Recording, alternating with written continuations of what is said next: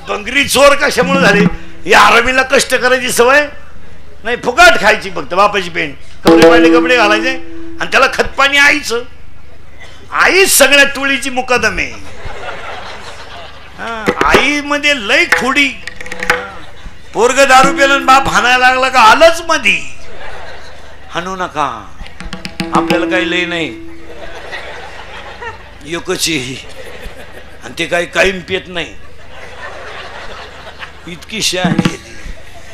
आणि वरून पोराला म्हणती त्यांचं ऐकू नको, त्यांचं ऐकू नको, तो पहिल्यापासून तसाच आहे. मी म्हणून राहिले नाही तो दुसरी राहिली. तू का नाही उलातली कुठं त्याने केली असती दुसरी. प्रसंग महाराज, मी मरल ना तरी तुम्हाला आपलीच आठवण येईल, ध्यानात ठेवा. मरणार नाही 5-25 वर्ष, पण पाया पडून एक वाक्य सांगतो महिलांना, ऐकाल? महाराज म्हणून नाही ऐकत, महाराज म्हणून मरू द्या, उलथू द्या, महाराज मरू द्या, कीर्तन संपल्या.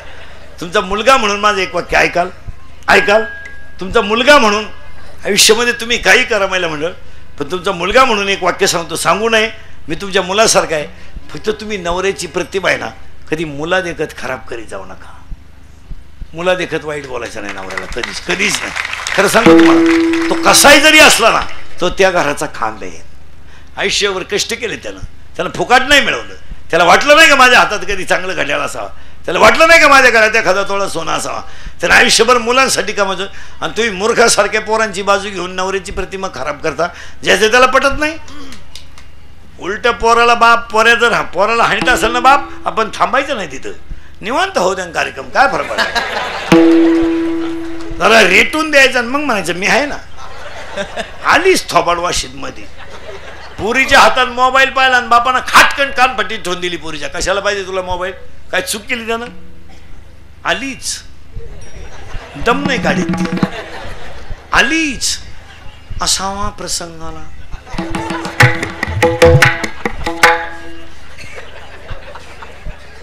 असावा प्रसंगाला आला प्रसंग.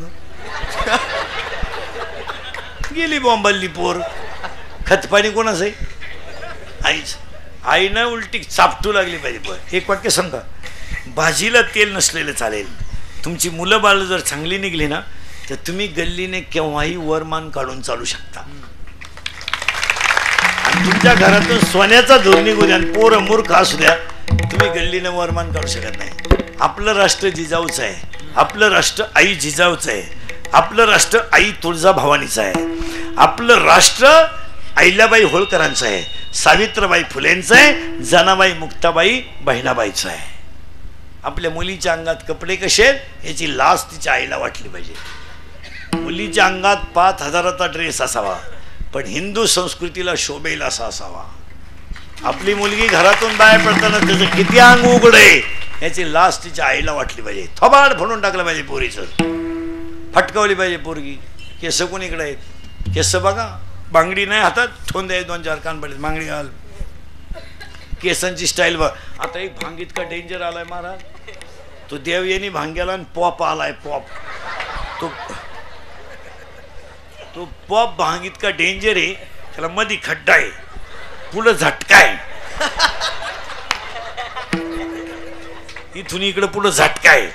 म्हणजे इकडं लसणाचा वाफ आहे, इकडं कांद्याचा वाफ आहे, मध्ये डोंगळा आहे, डोंगळा.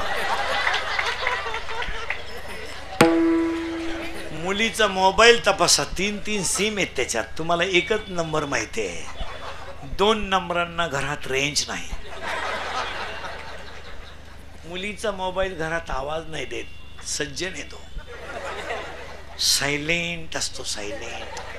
फक्त कोण होतो घरात, कोण होतो,